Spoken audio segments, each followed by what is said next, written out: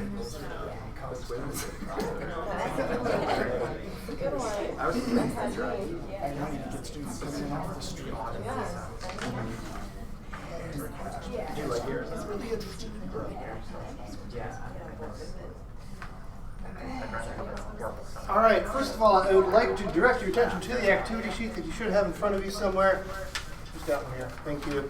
At the very top of it, there are instructions to get into our Canvas course. Why would you want to do that? Anyone? Oh. To make notes, To make notes. Turn that on. to add commentary, follow links. All right, that should take care of the echo, right? Good. Yes, to take notes. And because you don't have enough space to take notes down here, and why take the notes just for yourself? Take them for everyone else too. Put them at the very bottom of this sheet. The other big thing is these links here all work. The ones on the hard copy do not. So extra resources in the digital version of that. And you can get to it via our activity, via our Canvas page. I also want to point out to you on the Canvas page, under modules, we have this special one with the apple in front of it. Last week we didn't have a lab because we had the fall retreat over in the Discovery Center instead, and Marcus Brower came and talked about good practices for instructors on inclusive teaching. We have that on video here. You should all go see that. And by go, I mean grab a cup of coffee or whatever, sit down on your laptop and watch that. It was really awesome. And there's a handout to go with this. Don't spread it across. Keep it behind the protected space and don't share this broadly, please. But secret entrance, exclusive rights. Go see it. Okay.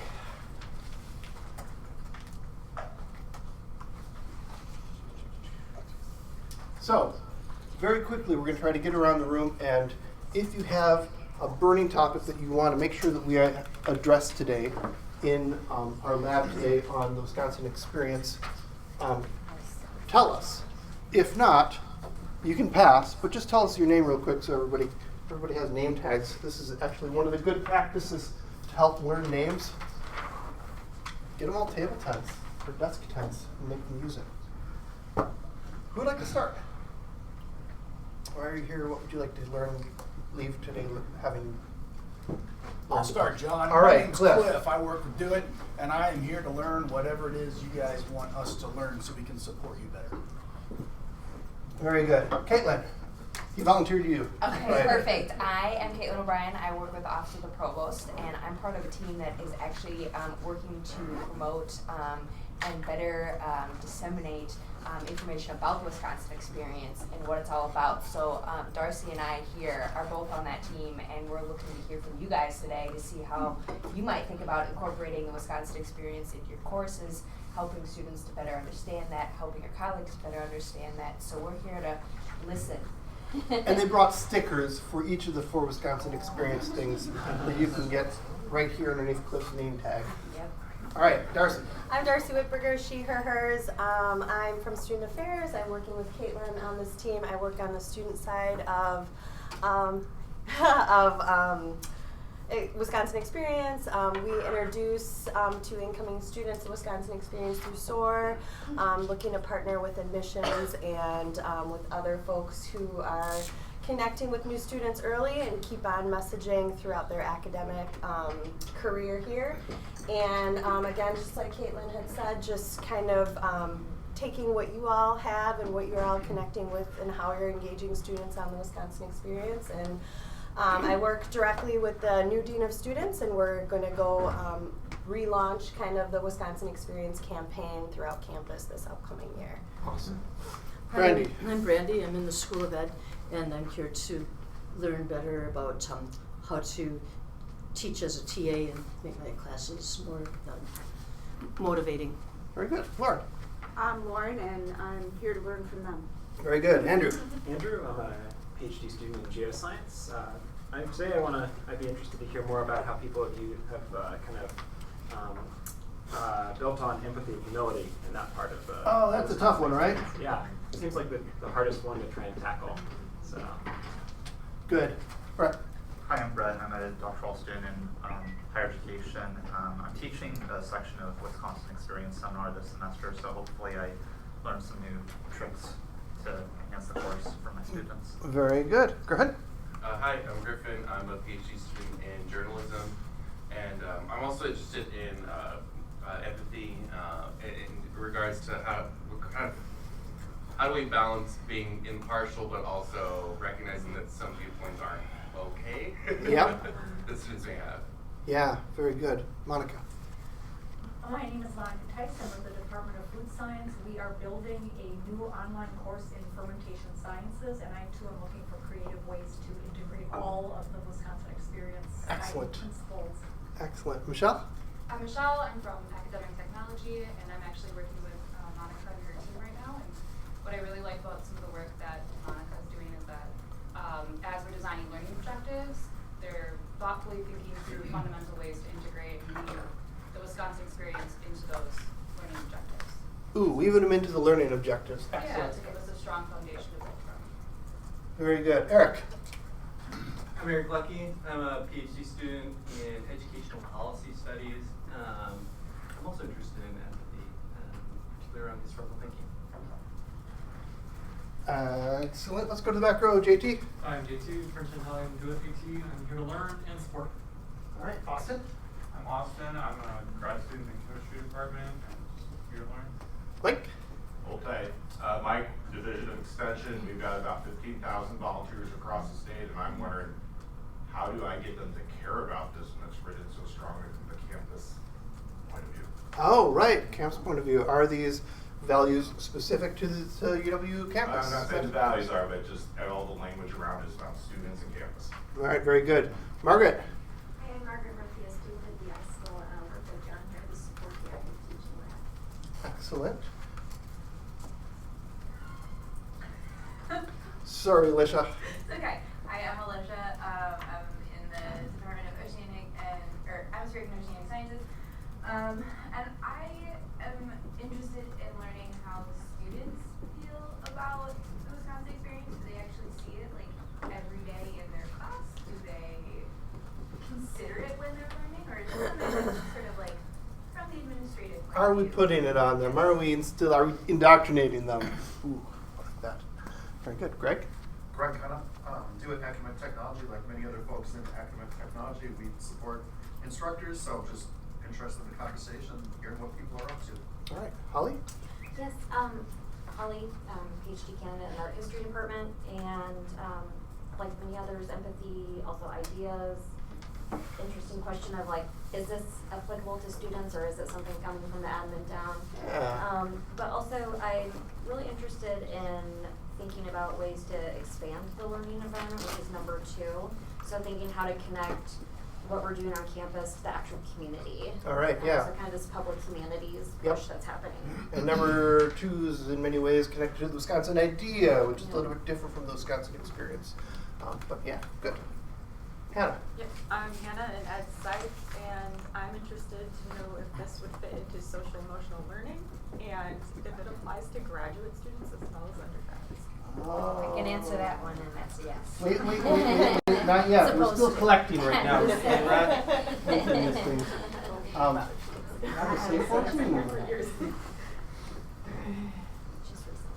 Very good. And Lauren. Hi, I'm Lauren. I'm a PhD candidate in microbiology. And I'm just wondering what are some like specific practices that we can incorporate? Excellent. I hope to get into that as well. Christine.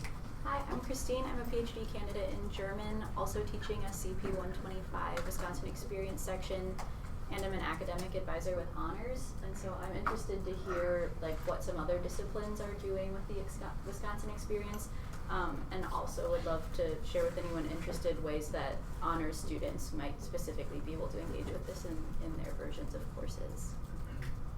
Good. So you have some specific examples, it sounds like. I do. Excellent. We're going to put those two together.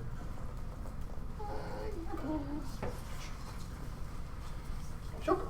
I'm Shoko Miyagi. I'm with UW Systems, UW Shared Services. So I'm on the employee side of it. And I actually teach empathy as a part of workplace skills, professional development, as a part of conflict resolution skills.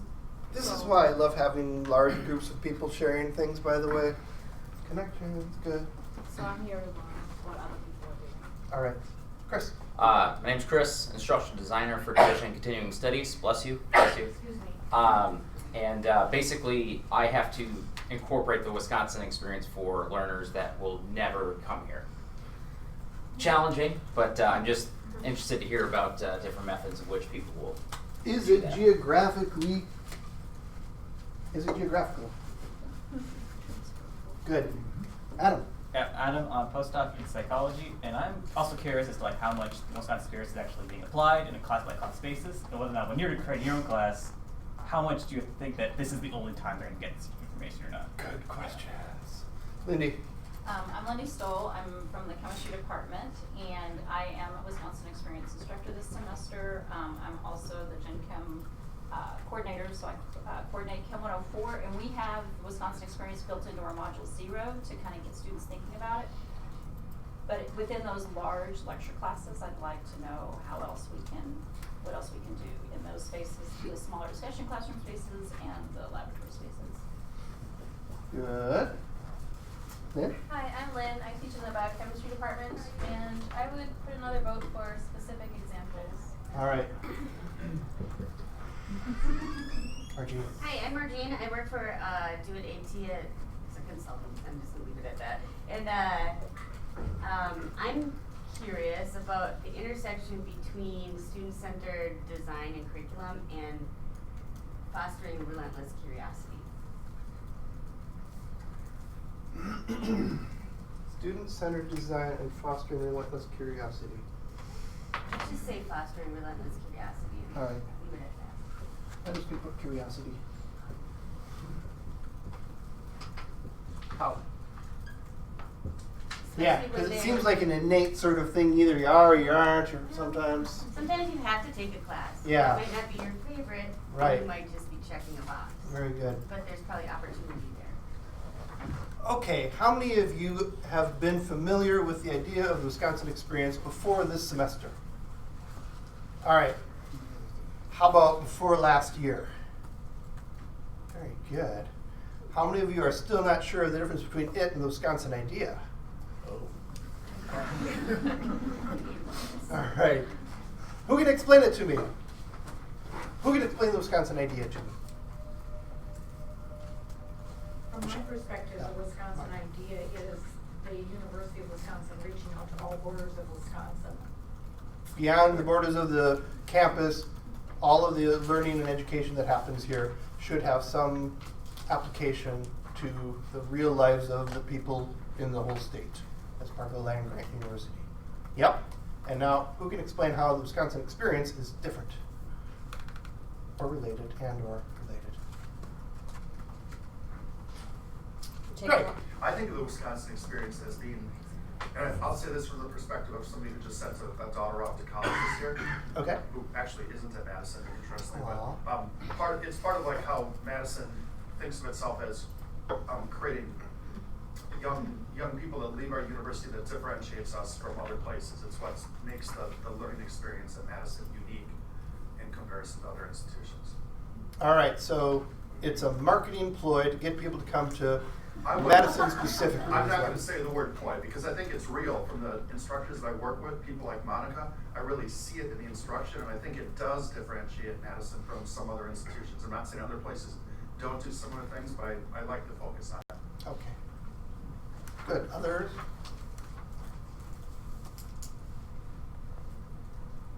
So does anyone remember the Wisconsin experience before it was broken down into the 4 parts? That was harder, I felt, because it was kind of this, there's something special about UW-Madison, come here and find out. And now it's been broken down into, who can tell me what they are? Empathy and humility. Empathy and humility, right? We've got it here. Relentless curiosity is the other one that was mentioned.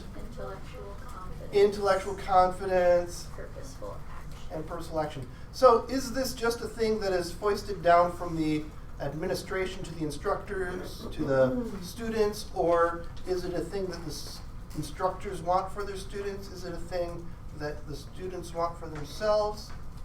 Do they know that they want it? Have they ever thought about it in those terms? What do the students come here for?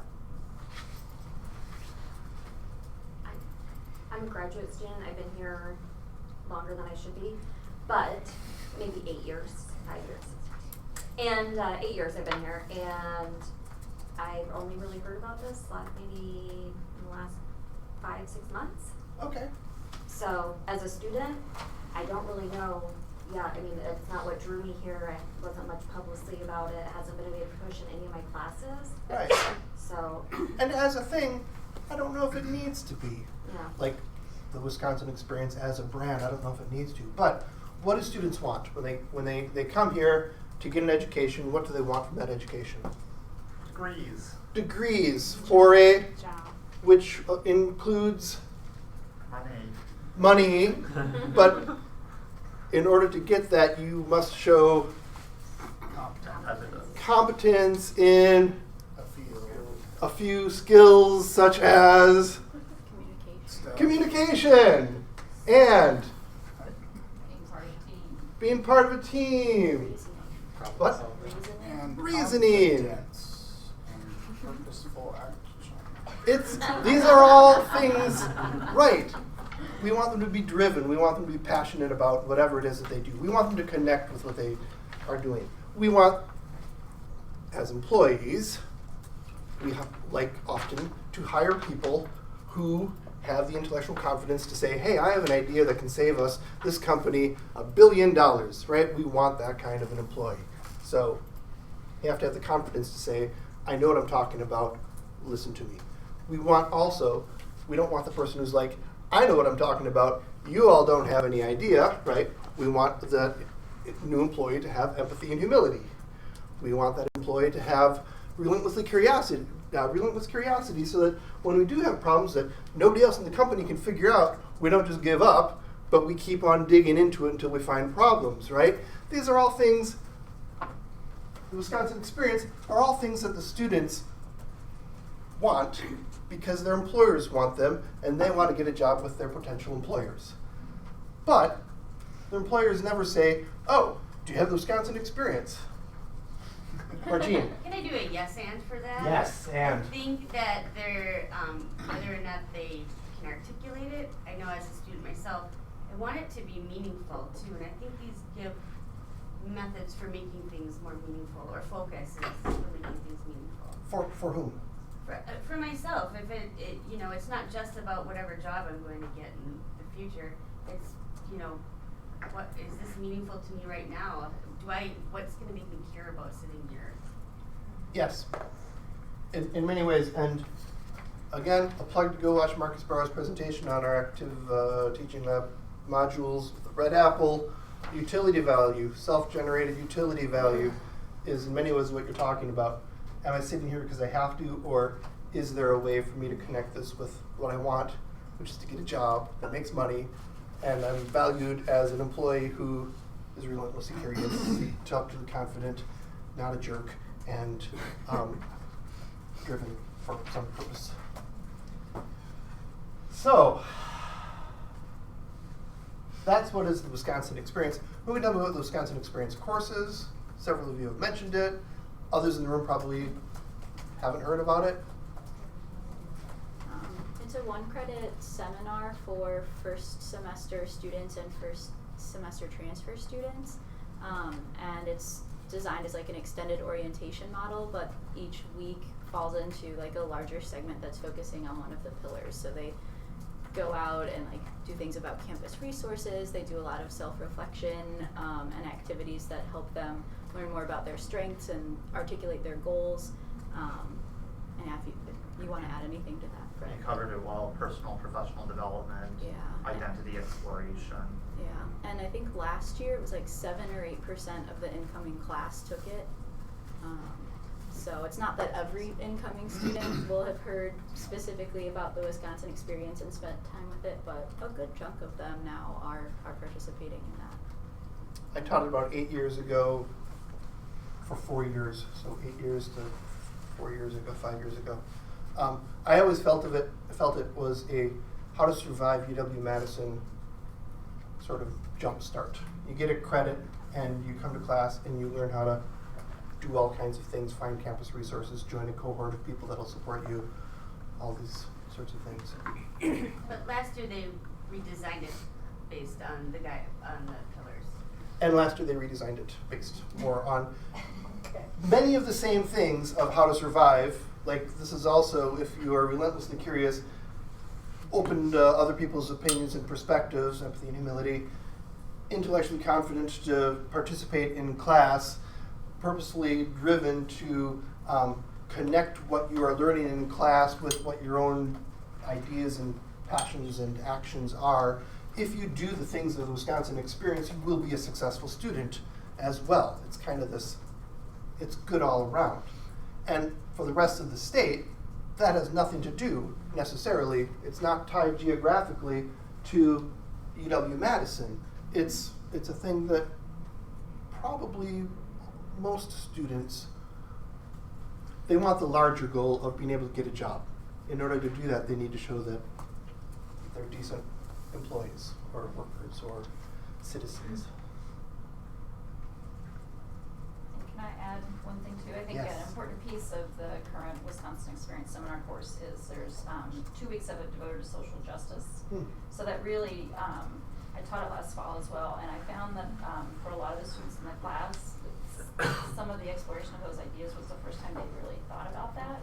So I think that really opens up that empathy and humility piece. And also the discussions that you have can be complicated, so they get a chance to try out having those conversations in a supported environment with community agreements and things like that. So I think that all feeds into those pillars. Yeah. Now, and that's great for a 1 credit how to survive or intro to the university thing. How do you fit it into a fermentation class? Or how do you fit it into engineering? Or how do you fit it into some of these other classes? How do you fit it into grad school? How do you fit it into professional development for staff? Can you? Any ideas? Are you asking about any of the Wisconsin experience or Any of the 4, sure. You said you had examples, so share some now. I didn't want, I kind of want to hear what other Okay. say first. But then, Okay. yeah. Lauren. You kind of just mentioned doing classroom agreements, or someone said it, but you can do a classroom agreement in any class, and that kind of puts everyone on the same page to empathize with others. Give me an example of a classroom agreement. What is that? Just, you might say that you will allow other people to speak without interrupting, and then when they're done, you can address the issue if there was an issue to be brought up. And this is a thing that the instructor leads and says, all right, everybody, we're all going to follow these rules, or? It can be either way, or the students can bring up things that they value in class, and you write them on the board and amend them as the semester goes on. So yeah, you give the students agency, they agree to it by listening to each other's opinions and perspectives. Good. So group decisions, other examples. Could I ask how many people are in that course you're talking about for the freshmen and transfer students with the 1 credit? Within a section, it's up to 20. Okay. And for the whole group, I think there are like 30-some sections this semester. Thank you. That I just plugged in. And that meets once a week? Mm-hmm. Yeah, for 75 minutes.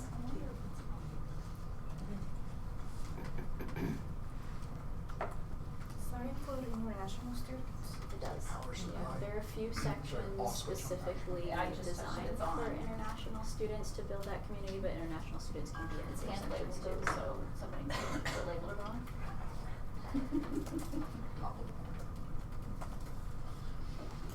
I'm going to ask a question again.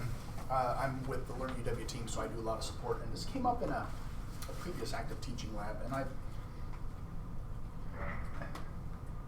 how in the world do you inspire and motivate? I mean, that's always my question. I mean, if the students don't come in with their own personal drive, how much of this do you own? How much of this do you try to encourage? Do you actually have a sit down, rah rah pep session the first day of class, or at some point halfway through? Does anybody ever do that to try to kind of break that barrier? If I'm the teacher and you're the student, we just pull up a chair, sit down, and say, "All right, guys, I'm detecting that you're not really showing interest in." I don't know. Does that make sense? What I imagine can happens that be done, and is do you do it? that the instructors, and correct me if I'm wrong, will be, even in a large lecture class, we'll do our thing. We see several people smiling and nodding, a couple of people interacting and saying, yeah, and we leave and we say, that was a good class because I got 7 people who were talking or participating. Now, 7 out of 90 is, a very small percentage. Do we often notice the other people, the ones who never speak? Often we don't, because we are focused on the ones that are giving us that good nonverbal feedback.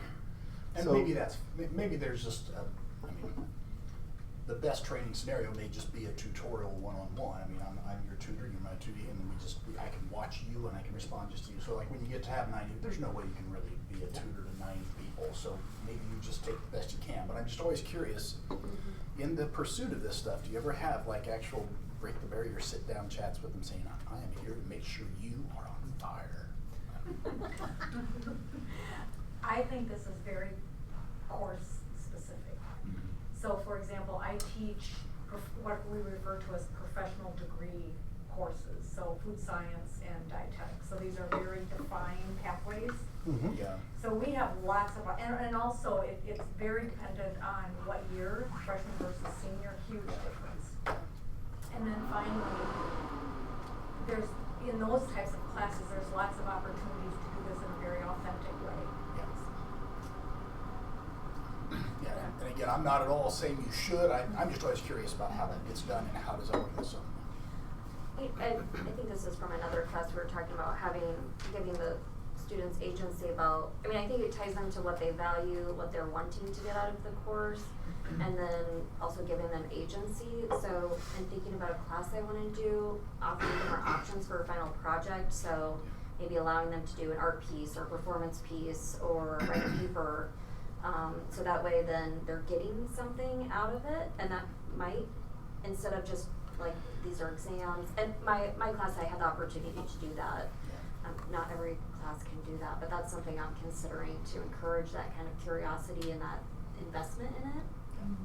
And agency is a thing that can be modeled. Or like I think in many ways the Wisconsin experience can be modeled by giving the students agency. You are showing them that you are interested in their opinions, and showing humility. You're showing some humility.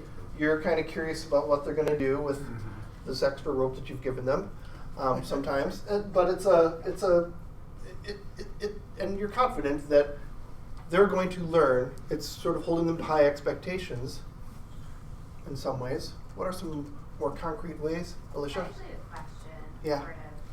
I just feel like all of the changes that you want to make in the class to have the Wisconsin experience in the classroom involves buy-in from the faculty. And faculty in this room obviously care, but many faculty maybe don't, or don't even know what the Wisconsin experience is because they didn't get the memo. How do you get faculty to buy in? Yeah. From, you're the provost, you're like, this is the thing we want to do. How do you? Yeah. Ideas? I can Darcy? talk a little bit about just the background, and that's why our committee sort of formed. So a background is Dean Lori Berkwam a few years ago went with had the Wisconsin experience. It was too broad, so she partnered with Steve Kramer, Teaching and Learning, and they went on a road show to kind of see what, talk to faculty, talk to staff, and said, how do you see the Wisconsin experience? What are our values? And so that's how the 4 pillars came about. And then, so 2 years ago, Lori, Steve, maybe it was 1 year ago. And we just formed a committee, so Caitlin and I are on that committee and just kind of talking about, we created a website, created some materials. Again, it's introduced at SOAR, a lot of with the undergraduate students. We need to get into the graduate student area. We just haven't done there and gone there yet. And then also really being intentional around faculty and staff. So we did partner with, or faculty more so, but we did partner with Caitlin's team and just trying to get into the classroom. We have strategies around that. Since Dean Berkwam had left last year, we sort of put it on a hiatus. Now we're actually meeting this afternoon to kind of figure out how do we be more intentional around not only undergraduate students in their first year, but how do we really get into the classroom? And so that's a goal for this year. And so we really are focusing on getting into the curriculum and getting faculty and staff to understand the Wisconsin experience and therefore buy in. I don't know if you want to add anything. That's a very good summary. I think, as you all know, getting faculty buy-in on certain things can be really difficult, and we haven't had. They're busy.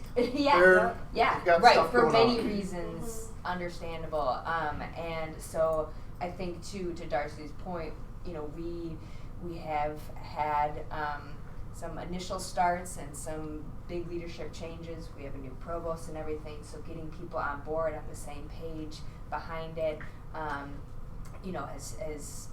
has taken us a little while, and for many reasons, we haven't maybe gone as broad or as far as we'd like to, but I think we're hoping to do that hopefully this year and into the coming years, and I think that we want to make it as much of something that is coming from leadership as it's coming from grassroots, faculty, staff, student ideas, and stuff like that. So I think we want to avoid this seeming as something top-down, even though it's in some cases probably going to seem like regardless of what we do. But what's been the pushback, I guess? Well, I think that there is this pushback. Why does this matter to me, and why should I spend my time incorporating it into my course more intentionally? I think that we did try to involve. I think we involved hundreds of different, faculty and staff in the conversations along this road show to try to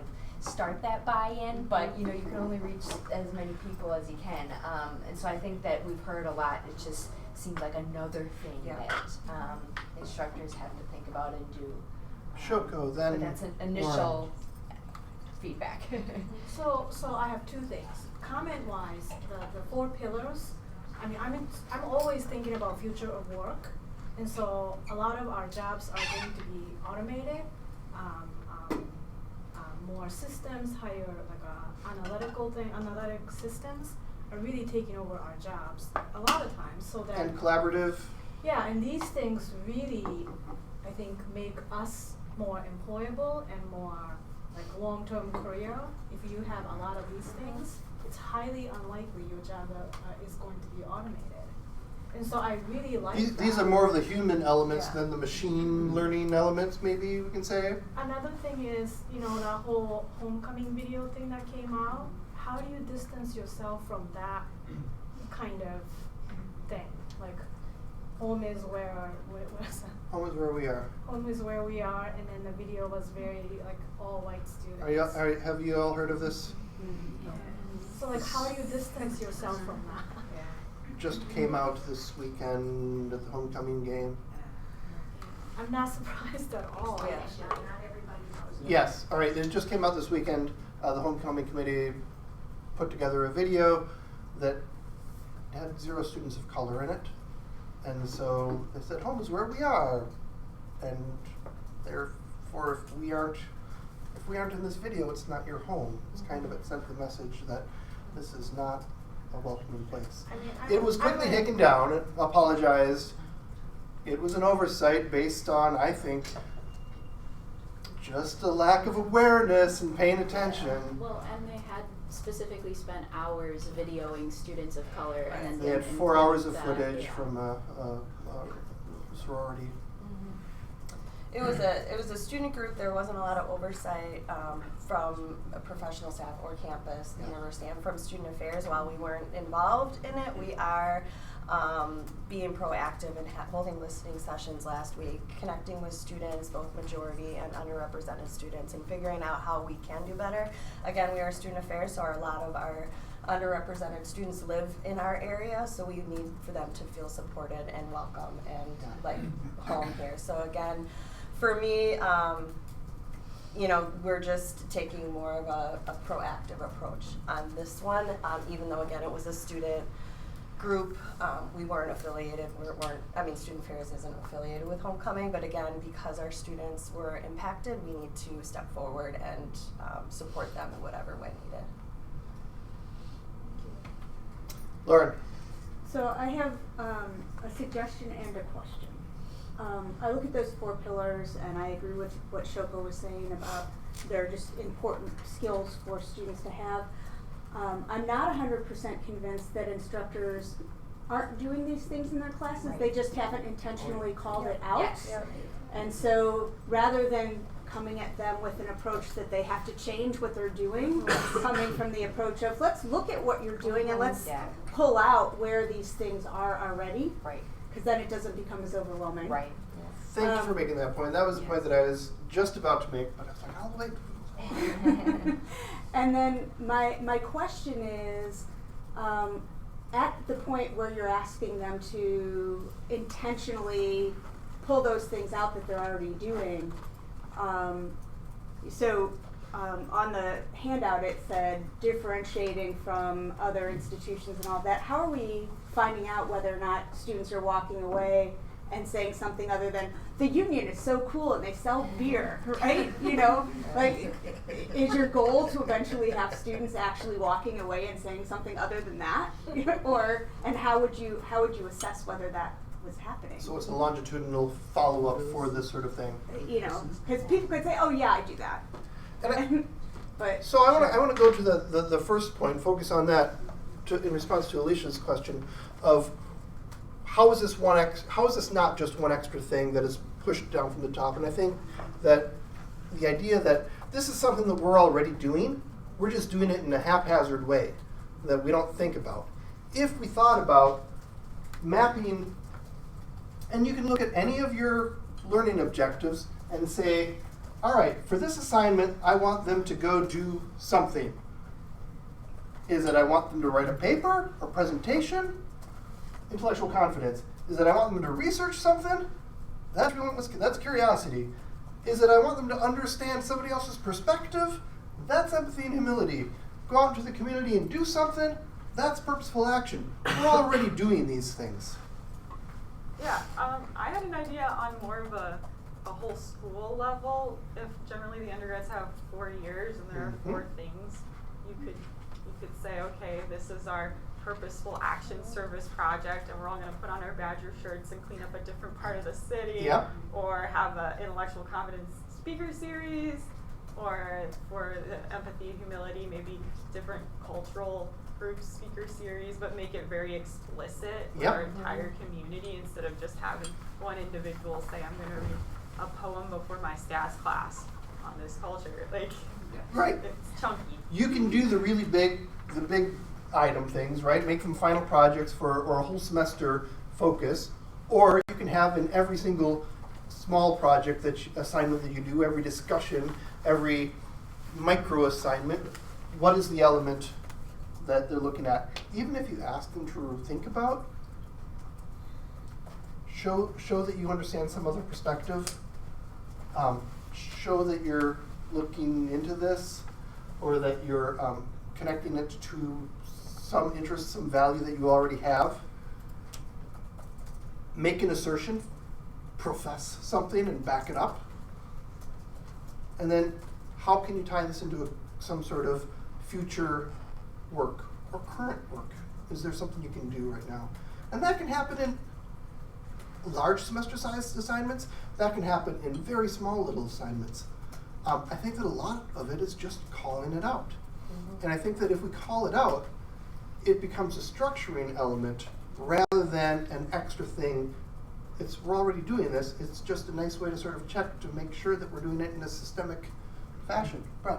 I like the idea as far as making it more explicit and operationalizing it, because in many ways some instructors are illustrating this in different facets. I guess the question that I have is how do we best measure this, right? So that a student is really engaging with one of these tenets that isn't necessarily surface level. Yeah. So someone could write a reflection saying, oh, I value this and this is a priority, but is it really reflected in other parts of their lives? How do we as instructors track that, measure it? And do we need to do that right away? Like, do we need to go from 0 to 100 and 100%? Or can we start off with just say something? I don't care if you believe it or not, but express a value. And that's a step, because it'll at least get them to think about, well, is this actually a value, or am I just BSing in order to do it? And now at least they're having that introspective moment. Oh, sorry. Eric first. Sorry, Margine. No. I think it's a really interesting point about thinking about how do we measure these particular things. I'm also thinking about it in some of the immeasurable ways. And one of the things I worry about is if we sort of backwards engineer it and say, well, look, we're already doing a lot of this stuff, that it won't sink in the same way. One of the things that I've been thinking about during this discussion is, so I'm curious how this plays out in the Wisconsin experience seminar, but I've been teaching for the last few years sort of a first-year seminar in Chadbourne, exploring the foundation of liberal education. And every year, just this last week, actually, we read this beautiful piece by Bill Cronin about the 10 qualities of a liberally educated person. And I always have this discussion with students afterwards, like, how much does this matter? Is this useful? And what I really appreciate about that particular piece and the conversation I've had with students each year around the piece is that they take those particular 10 qualities of a liberally educated person. They don't just think of it as like, here's a skill that I have, empathy or relentless curiosity.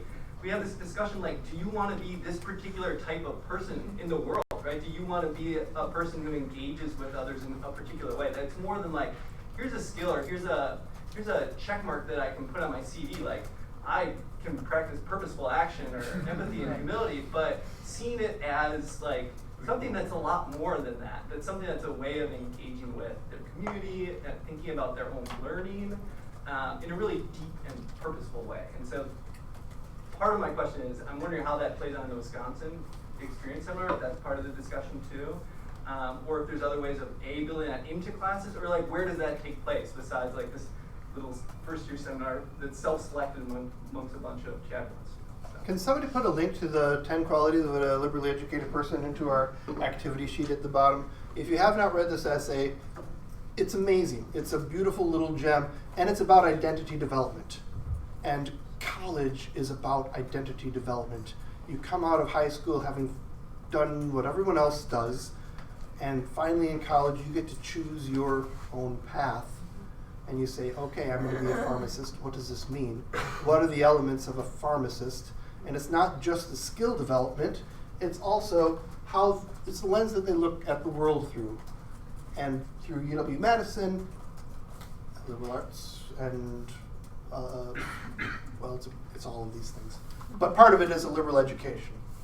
So I don't know, it's a thing to build into. Lydia? Was Margine next? Oh yes, I'm sorry, Margine, you were next. Thank you. Just to build on a couple of the other comments, I think we need to look at this as a shared responsibility. So it's wonderful to see these things being incorporated into courses, but there's probably some co-curricular conversations that we can be having, both within departments and across departments. And that is a structural issue on our campus that is so very siloed and doesn't necessarily have, it's kind of a shut the door and teach, and whatever goes on in your classroom is your own thing, right? And I don't know exactly how to break down those barriers, and I see it happening in pockets, but I think there's a mindset of a shared responsibility, because our students sitting in our class, that's their 45 minutes today, or 50 minutes, or 75 minutes, that they're experiencing that class. But they have a whole ecosystem of learning inside and outside of the classroom. And I think that as instructors, we can. One of the things that I always like to do for my own personal and work life is all of the different Venn diagram circles that I'm involved in this, I'm involved in that, I'm involved in these things. I try to stack them as much as possible. can you, in your instruction, in your classes, say, what can you take from another course and apply to this course to get them to do some of that interdisciplinary or cross-course thinking. And that makes their lives easier because now they're doing one thought that applies to multiple courses, so it's a time saver. You can do this as an instructor as well if you develop an activity that focuses on intellectual confidence in one of your courses. Once you do that for the one course, the second course is going to be easier because even though the content might be different, the goals might be a little bit different, you still have that one big goal of this is about intellectual confidence. So, and I think any time that you can pull in from multiple courses and get the students to make that holistic connection as well, that is also part of this identity development that Eric was talking about, where they're starting to say, this is my unique path, because I took this class and I took this class, and here's how they connect. And here's how they connect to my life and my goals and my dreams, and here's how they connect to my past experiences that are uniquely mine. So I will become a pharmacist or an engineer or a fermenter with a very specific and unique identity that is based in part on the path that I took at UW for the Wisconsin experience. Lindy. Yeah, so I don't know if this quite matches up, but there are assessments that happen each year. They test or they ask students about high impact practices. It's the NSSE survey. So yeah, I didn't want to acronym. So yeah, but it's I think the information that comes from that gives us a snapshot into it. I don't know that you can necessarily tie who's taken the experience, what their exposure is, and what the outcomes are, but at least it gives an idea of what the student's experience was like. Is it on? Do you want me to put a link on the? Yes, if you could, that would be great. And I'm looking for another link here that I put in. What is it? Oh, in front of you, let's talk about assessment. On the activity sheet, it's the AAC&U developed value rubrics, and it's 32 pages long or something like that, so I just printed off one, and there are like 16 different rubrics here, so that's why it's so long. But these are value rubrics, and on the very top of the first page, which might be this one, it talks about these are meant to assess learning. They are not meant as summative assessments. They are not for grading. And this is the thing that I've always struggled with whenever we talk about values and learning. Hey, I come with my own set of values. Don't indoctrinate me, or indoctrinate me. Don't try to force your values, your UW-Madison liberal values on me. I want to do my own learning. And people are actually, I get resentful when people are saying, hey, this is what we all value. And I'm like, for me, this is not my thing. Values are not a top-down thing. They are a bottom-up thing. They respect the individual. How do you assess, then, how do you bring values into a course? Any ideas? Just ask the kids. You ask what their values are, right. And are they demonstrating their values? So, back to the 4 things. What does empathy and humility mean to you in your worldview? It might be a little bit different than what it means to me. It might have different connections. Is it a value that you value? Everyone's going to say yes. And even if they don't say yes, they're going to think, well, actually, I empathize with my mother or my dog or whatever. They have some connection. They understand that for the most people. Relentless curiosity. They're here. They've already signed on to that in some ways. Intellectual confidence. They want that probably, but maybe not in the same way that you want it. Again, the idea of agency, the idea of can we let them express what they've learned in a way that matches their skills, their interests, etc. Do they want to go out and do something in the world? Again, they're here. They want a job. They want to do something. Maybe it's not a save the world, grand, purposeful action, but maybe it's something for their neighbor. Maybe it's something for their family. Maybe it's something. So what are they? And then even that, once they have their values and their connections, do we assess them on it? Good value, bad value. No. I think it comes out in the evaluation of the course, and From the students? Yeah, and so when I was an instructor, they would always come back and say, "I love your class," but it wasn't like I taught economics and government. Like it's not the most entertaining thing in the world, but at the same time, I made a lot of I tried, but I've also used a lot of relevant examples that they know. And so when I talked about economics, I brought in a lot of examples of the iPhones, the Amazon products, like things they actually know. Yeah. And I talked about the articles in which what the businesses are doing. And same thing with government. 2 years ago with I think it was the Parkland shooting. Yep. Am I right in that? Okay. There was a whole student walkout, so I spent 3 days creating this unit about what they wanted to talk about gun control. Had this big online discussion about it, and the kids really were able to speak their opinions. I mean, it got kind of brutal, but at the same time, the kids really just talked about how they felt that they were heard, and that was important to them.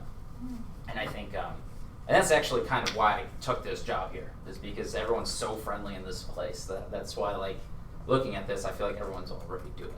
Which is why I was kind of curious about the pushback. I think everybody's already doing it because everybody's so sweet and caring and nice about how they want to build their classes that this is kind of interesting that there is pushback. So that's why I took this job. So thank you. Not everybody. I actually haven't experienced Congratulations on finding all that. Yeah, no, I with the instructors I've worked with so far, they've been they want to do everything, and they constantly ask me, how can I bring more of the empathy side? And so that's kind of something I was really good at when I was a teacher. That I really brought into the online classroom because, again, they don't see their students. And so that's the challenge that I kind of have, so I'm trying to work with them with that. Right. One thing that I'd like to add is, years ago I did the environmental studies certificate here on campus, and I want to say that department was so incredible, and these things were already built in to every single class that I had in there, which includes Bill Cronin, was cross-listed with that, and Cal DeWitt, and just numerous others. That it's just amazing how, when we're talking about this, when I reflect back on classes, but that whole department was like that. It was just somehow built in to every course. Well, and as Darcy said, these didn't just come from the top. They went around and they asked, they collected. It is already things that people are doing. It's just organized, finally, in some ways, and aggregated. Yeah, we like to, we're trying to think about it as kind of just giving that framework to, and again, to the points made already about, yes, it is already things that are happening, and maybe just communicating it a little bit differently, that it's really a framework to help you see, yes, you are doing this, and how can you draw that out and be more intentional about talking about it, to really give students then ability to articulate and to think about and reflect how this all fits into a much bigger picture of what their experience here on campus will be like, could be like. So and it's more of a tool than anything of an additional thing to do, I think. And we haven't quite gotten those words out yet. And this conversation, I think, is really helping me personally think about that a little bit more, and how we might work to just help people better understand that, and help instructors think about it more that way when we're introducing it to them, or helping them maybe just realize it more. It's also not 32 pages long. Yeah. If you look at these in front of you, there's some good stuff in here that you can pull from and say, all right, I want my students to learn to facilitate the contributions of team members, right? We want them to work together. Do they move forward? Do they offer alternative solutions? Do they offer suggestions for the advancement of the group? Do they share ideas? Things like that. There are a lot of great specific examples in these that you can take and apply to a lot of your own courses. This is simple. This is 30 pages long, and it's hard to read, and there's some great stuff in there, but if you tried to give this to the university, they would say, I don't even have time to print this off. I don't have the budget to print this off. I don't have time to look through this because I'm doing my own work. But if we can use this as a framework, I think that we've got a better chance. Eric? One of the things I found really powerful in Marcus's talk from last week was, and that might be useful in terms of framing this to faculty, was that his suggestion was having students simply reflect on their values. It could be totally unrelated to the class, but writing like a short essay on their own values improves students' learning and help close some of the sort of gaps we see in terms of student learning on campus. And it was, to me, It was that was eye-opening. just like, just a sort of incredible, easy thing to do with students on the first day of class or whatever else, and I found a really powerful way of sort of framing the usefulness of these particular values. And what are the benefits to the instructor to have somebody who starts on the road to being successful? One, the success begets success. They are more motivated then, right? Because they are seeing themselves as being successful, so they're more engaged in class. And as an instructor, an engaged student is an easy student, right? I was thinking about the intellectual confidence, and I think part of what could really help students too and how instructors articulate the things they're already doing is taking time at the beginning of the semester to put in the syllabus and talk to students about, if you are struggling in this class or you have questions, what are your resources?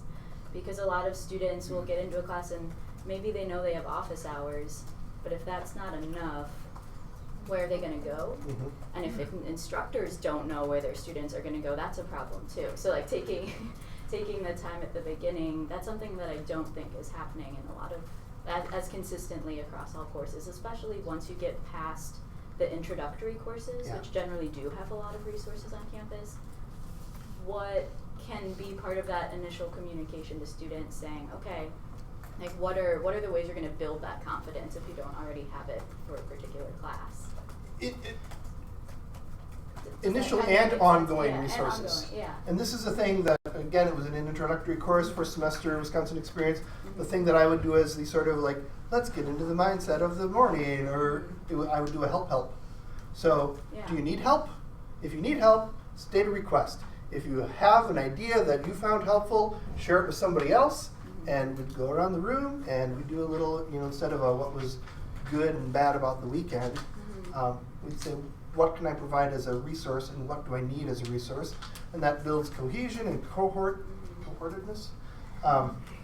They look to each other as resources, and they start to find resources for each other. That builds social capital, and it builds empathy and humility, and they go find other things, and they speak up in class because now they trust the person because that person helped them, or that person asked them for help. The Ben Franklin effect. And it comes to a purposeful thing. Yeah, sharing resources is a good one. What have we not talked about here that we still need to talk about?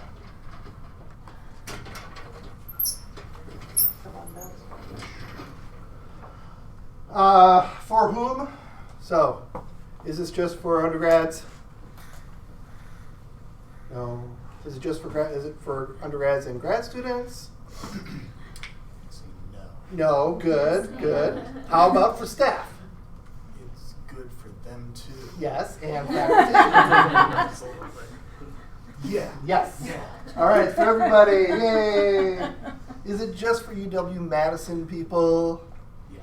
I think these things, it's called the Wisconsin experience. It's not just for Wisconsin. It's something that all universities, all K-12, it's an educational. How about just the human experience? It's the human experience, right? We could call it that, but that's less marketing panache. We had some examples. Let's get a little bit more. How do we expand the boundaries of the classroom? That's more to the service learning stuff, the mortgage center, etc. You've got some examples, Christine? Well, yeah, also just like department colloquia, performances, speakers across campus. There's so much going on, and if you can have students take advantage of those by going to the ones that they're interested in or relate to the course in some very niche or more abstract way, and then reflect on it as part of their experience in the class, that can be really valuable. Or have an alumni via Blackboard Collaborate come into your class, show it on the screen, talk about what they found useful from the class that they took with you 20 years ago or 2 years ago or however many years ago, or what they need in their field what they're finding is the most useful thing in the field that your students are studying for, and share that back. That gets into a lot of these things, and it roots it in a very, an occupation that they might be interested in. Other ideas? I also want to just push back on always making the connection to an occupation, because I don't think that's always why students are in a class. I don't think that's the only value that this curiosity and confidence Yep. and action can have. You're right, it's not. And Bill Cronin's essay is a beautiful testament to that. It's going through life, it's interacting with people in social media. Those are the things that are outside oftentimes of the occupation. All right, so that was expanding the boundaries. How do we do this in a large lecture? A couple quick ideas. We at the end of a lecture or for the next lecture have everyone write a paragraph of why did this matter, or what are you going to do with it, and it can be a quick check kind of thing that you're not grading. And that's the yeah. utility value thing here. On the activity sheet under each of the sections, I've got a quick little assignment ideas that I just spitballed. Feel free to go in and add to those. It's all editable document. You can go in, get some specific ideas. That would be great.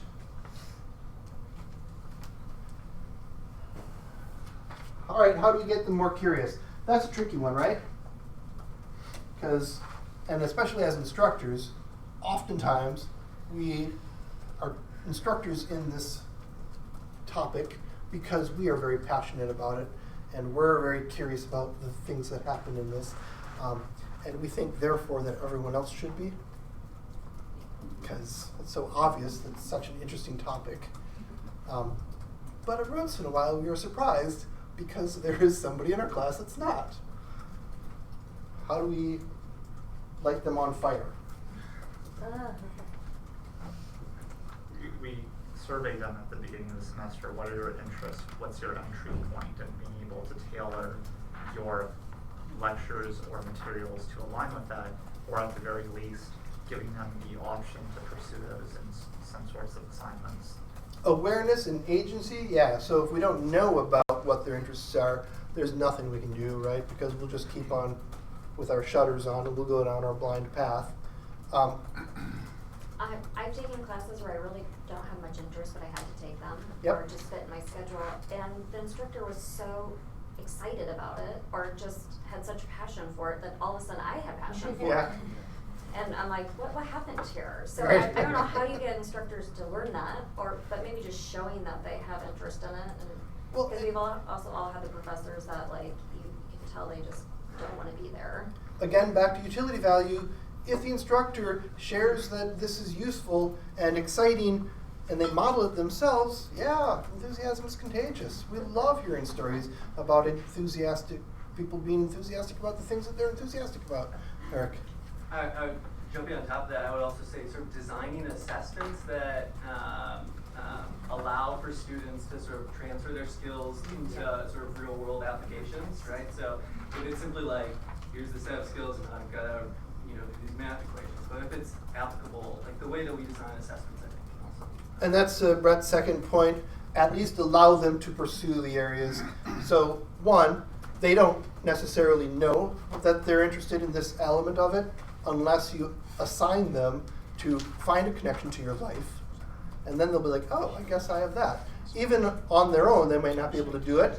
But if you make it a group assignment that's shared, now they can say, oh, I never knew that Adam, well, it doesn't matter who Adam is. I saw this really cool idea, and I like that too. So now Adam has fostered that connection that I didn't think about beforehand. So sharing these ideas can help with that and be like, oh yeah, I guess that is something that I'm interested in. It is useful. To add to Eric's point, should we be explicitly like putting these 4 pillars in our learning objectives, like on the syllabus? I don't want to like have it, beat students over the head with it, but I also want to help them. Like, I want to design a learning experience so that they are making the connection that by doing A, when they get to Z, we're building their competency in like intellectual competence. I think that having a shared language helps. And this is back to Marjean's point about, is it just in this one class? if you do your own language instead of using these things, and you say, oh, this is important because of understanding and perspective gathering, you're doing that. But if you call it empathy and humility and you say it's one of the Wisconsin experience pillars, and then they see that in another class, they can be like, oh, same thing. And so what they learn about it in that other class, they can say, oh, I just did this for this other class. I know how to do this. I know how to find perspectives, or I know how to talk about other people's perspectives a little bit better because I did it in this other class. They can bring that learning into your class then, and again, it's that overlapping of Venn diagram circles.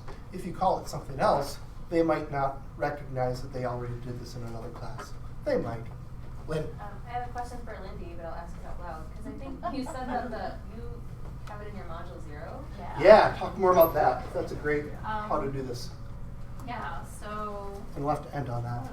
Okay, so where we, module 0, is everyone here familiar with what that is? Okay, so where we have a section of it, and this basically goes back to Lauren's idea of what are you already doing? We state what the Wisconsin experience is and the 4 pillars, and then in each of the sections, we map that section to one of the pillars. So are these tasks you need to do? Purposeful action. We basically are building that, and then like the expectations of how to participate in class, we put empathy and humility. So those are the things. So it's already there. And in fact, it was inspired by Lori Berkwam's teaching and learning symposium that she did, the presentation about how can you do this in your class. So put it in the reading, and then just branded each of those sections with one of the pillars. As with other learning objectives, the more you remind the students of them, the more they can be like, okay, now I understand that this is what I need to do. We are out of time. Thank you very much for coming today. Lauren, real quick, paper bag over there, compost. I'll take care of it. Just put your plates and your cups, napkins in the paper bag. In the paper bag underneath the bagels and such. Yep. And stickers are going around. If you would like some stickers. You got to dig through to find all 4 of them. She was you're separating them out? There's 4 All right, on your way out, if you could fill out a couple of check boxes and maybe a note or 2 on your purple sheet, just leave it on the table on top of the sign-in sheets. That'd be great.